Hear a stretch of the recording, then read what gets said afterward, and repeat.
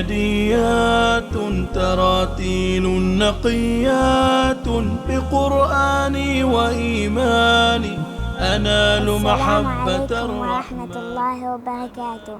أنا الطالبة مريم بنت سالم بن حمد السليمانية، سأتلو عليكم سورة الحديد. أعوذ بالله من الشيطان الرجيم. بسم الله الرحمن الرحيم. ألم يأن للذين آمنوا أن تخشع قلوبهم لذكر الله وما نزل من الحق ولا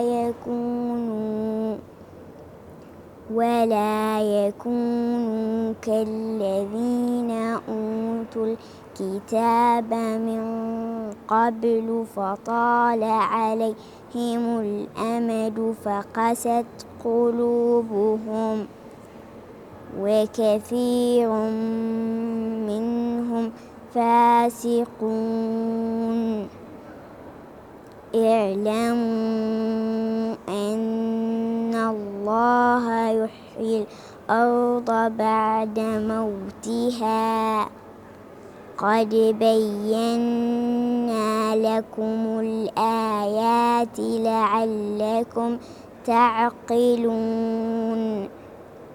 إن المصدقين والمصدقات وأقرضوا الله قرضا حسنا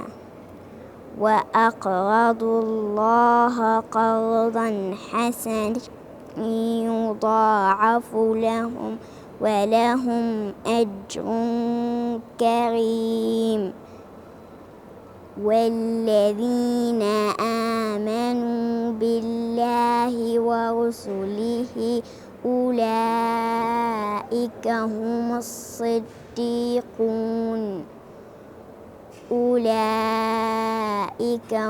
الصديقون والشهداء عند ربهم لهم أجرهم ونورهم.